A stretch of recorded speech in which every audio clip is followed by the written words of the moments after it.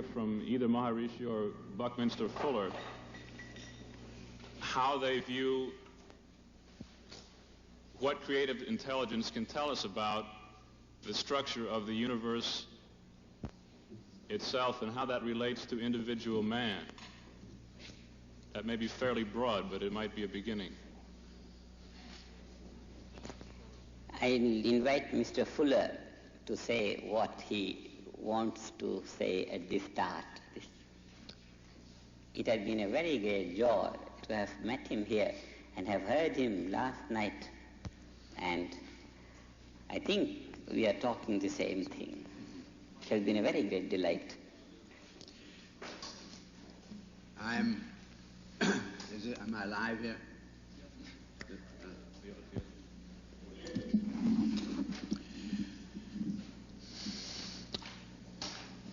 I'm personally very deeply convinced that I have no faculties with which all human beings are not endowed.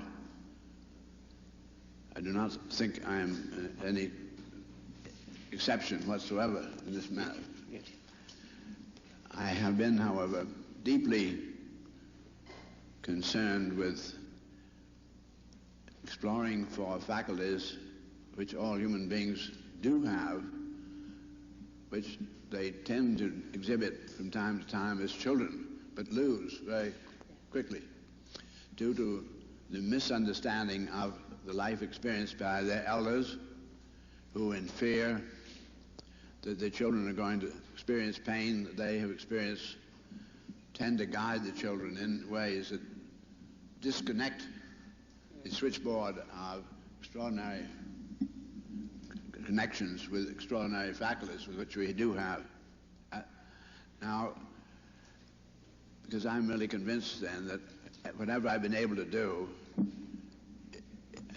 has come by my exploring for those faculties. I also would say that by far the most impressive single information that has emerged from my meeting with Maharishi is the understanding which I have gained particularly from his students regarding meditation. Because in 1927, when I started to explore for the faculties with which we are all endowed and ought to be able to employ them, I'm quite convinced that I know that I was doing so only for one fundamental drive, because I had considered suicide and had decided that the warrant of my not committing suicide was that I would turn my experiences to the advantage of others. And I'm quite confident that whatever I've been able to uncover of faculties with which we're endowed and my ability to employ them has been come about absolutely clearly by virtue of my wishing to employ those faculties, to discover them so I can employ them to the advantage of the many. Now, in 1927, when I started to explore for the faculties with which we may be endowed, I became very aware of the fact that there was meditation in the East, in India, and what I learned of it at the time made me feel that the meditators were tending to engage in their study, their discipline, very much for their own advantage. Therefore, it came as a great delight to me in meeting Maharishi to learn that he, in his studies, had discovered that in the very earliest recorded thinking in India, the meditator was exploring for these faculties that humans have, but on behalf of his fellow men. And that he had felt that the meditators in ensuing times had deteriorated in position of really seeking self-advantage rather than advantage of the many. Right. I think that what has made Maharishi loom into our ken in the Western world in very short order is this very great change in it and his rediscovery of the earlier truths. I'm not surprised that the earlier thinkers knew these things. In fact, as I go back to the Gitas and these earliest writings, I'm overwhelmed by the profound simplicity of the total comprehension that manifests by them. So that I feel that Maharishi and I have come together, both of us exploring for what it is we're endowed with, but both inspired by how we could turn the advantage towards the many. I think that as a news item, we're meeting just in our clothing. We appear very different.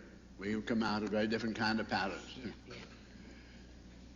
And incidentally, in 1927, I did feel that in trying to free myself to think effectively, I first spontaneously tended to change my clothing and to break many of the patterns of the customs. And I found, however, that what I was trying to do to turn my thought to the advantage of others began to be impeded by my, at that time, very unique physical appearance and my determination to only eat various things at certain times. So tradition was thought to be necessary. That I was really putting self before others in doing what I was doing physically. Yeah. And so I decided then to become the most invisible man I knew how to be.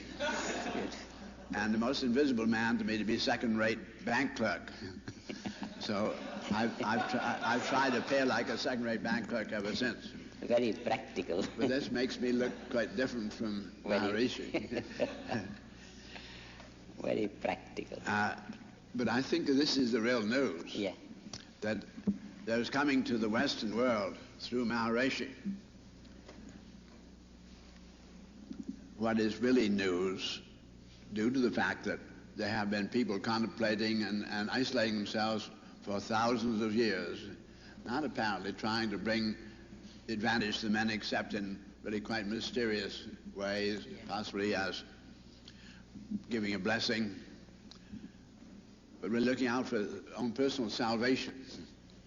I'm sure what makes Maharishi then beloved and understood is then that he has manifest love. You could not meet with Maharishi without recognizing instantly his integrity.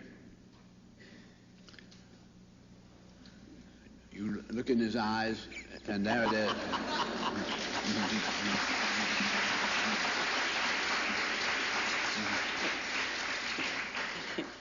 Often they may be closed.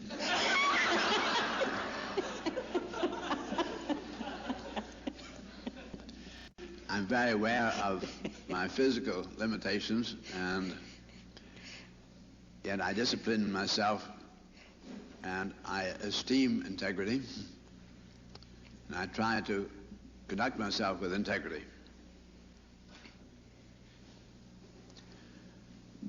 And I am dubious of the effectiveness or the consequences of those who engaged in activities on our planet at the present time who are not being motivated by fundamental integrity. The fundamental integrity must relate then to the others, the rest of our fellow men. That men could put money making before the truth seems incredible to me.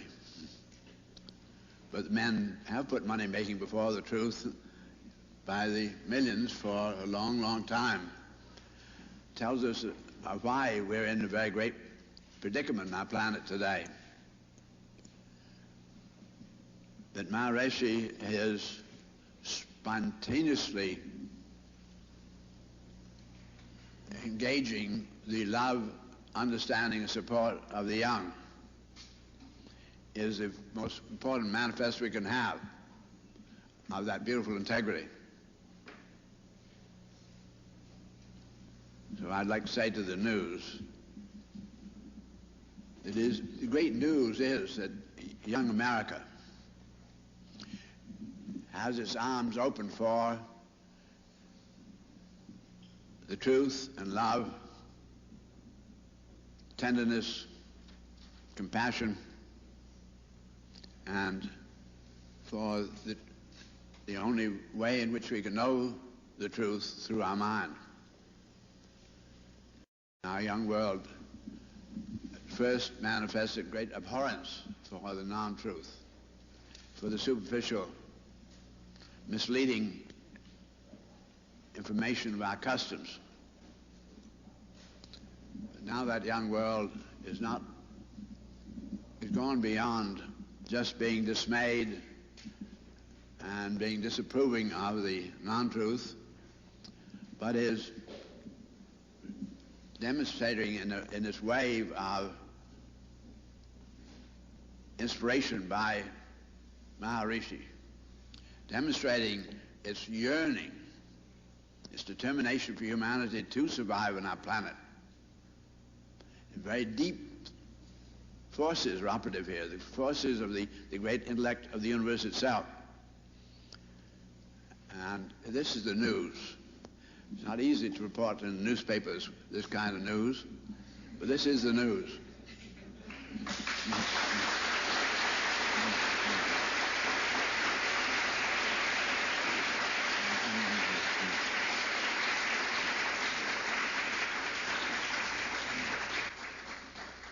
This is the vision of fuller life for the world. Vision of fuller life. This country being open to all that will be good for human race, I call this country to be the most creative country in the world. America today is the most creative country in the world, and that is the reason why this most creative country has made this teaching of knowledge about life a science. Teaching of transcendental meditation, which is a technique and a natural thing, has been shaped in this country as a science, just because this is the creative country of the world. And when this science of integrity of life on both levels, intellectual and experiential, this knowledge of science of creative intelligence, which brings fulfillment on the intellectual level, on the level of understanding about the infinite value of life, and about the practice to experience it, about transcendental meditation. When this knowledge and practice, structured in the science of creative intelligence, reaches every part of the world from this country, the world will be an integrated world, and citizens of this integrated world will be integrated citizens, will be living fullness of life. And Fuller's vision of this possibility is great today. To be able to recognize the reality at a glance indicates integrity of the vision. And that you are providing to the press just now. The integrity of the vision, which has located this possibility of an integrated world through the integrated individuals, through this science of creative intelligence.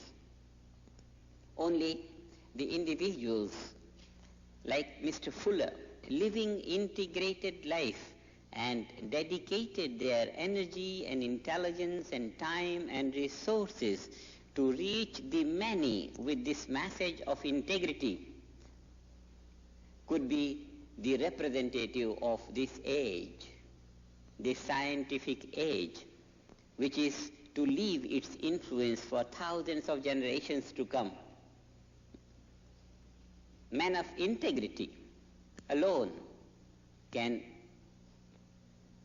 institute this knowledge in the present society and lay out a beautiful, solid foundation for all the generations to enjoy this beautiful knowledge. And in Mr. Fuller, what we find is not only an integrated individual, but an individual dedicated for construction, and not only construction of material values, but anxious to construct the human soul for its integrity. And I congratulate you for that. Beautiful. Very good. Very good. Very good.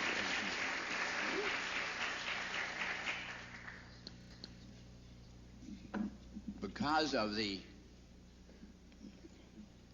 evolutionary requirement of the True. integration of all men around our planet, True.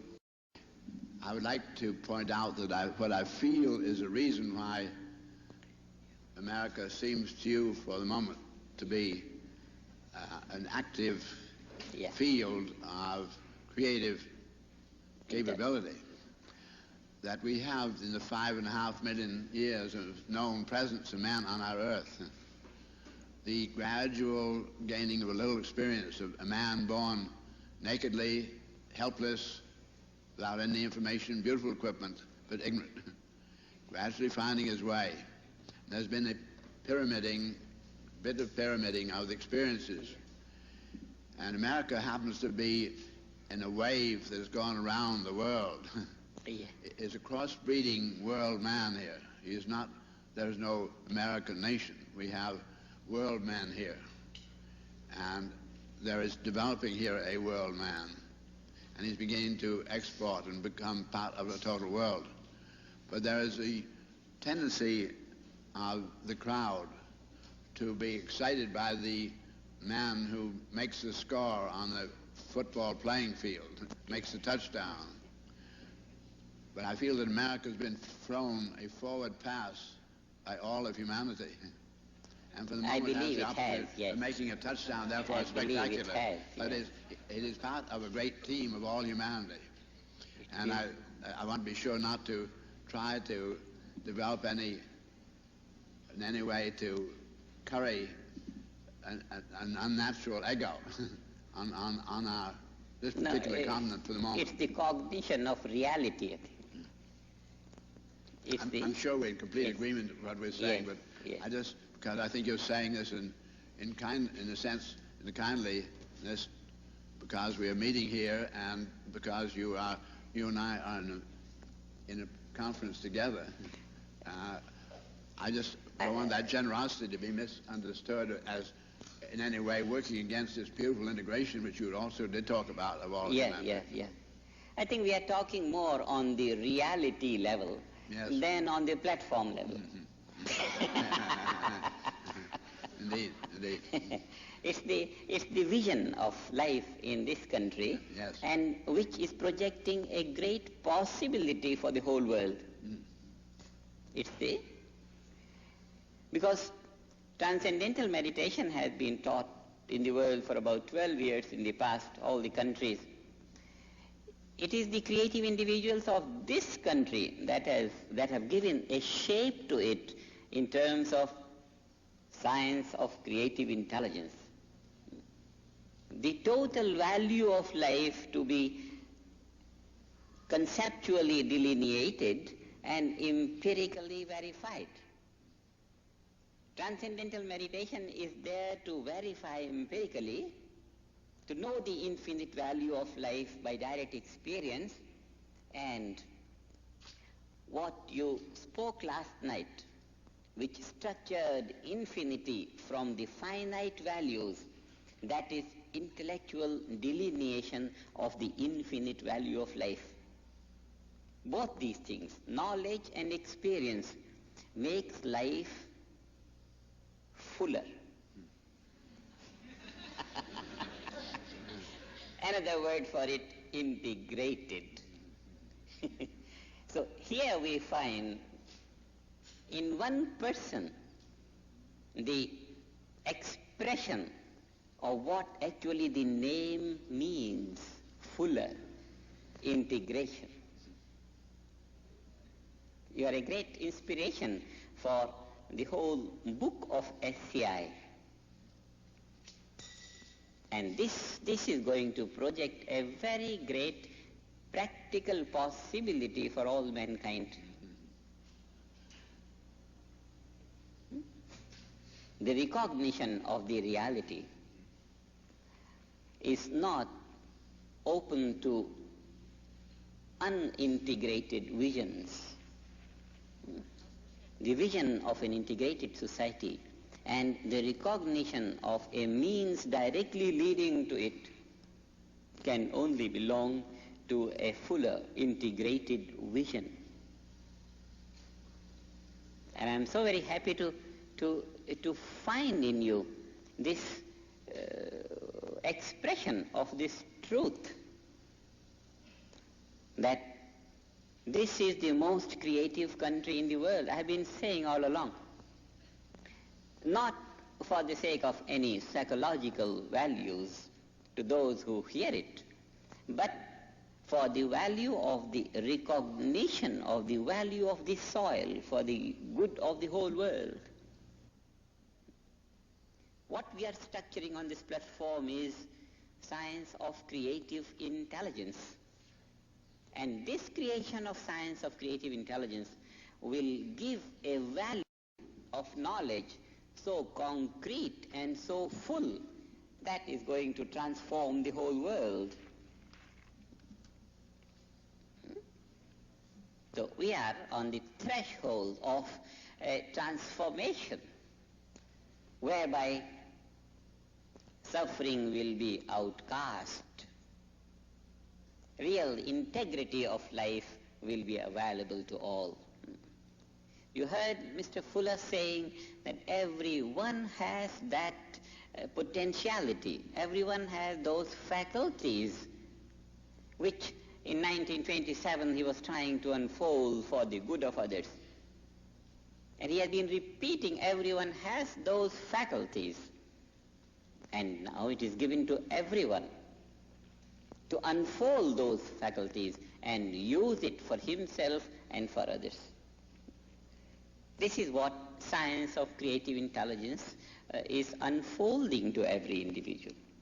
The real knowledge of integrated life, where one would enjoy all the relative values and will not miss the infinite, absolute spiritual value of life.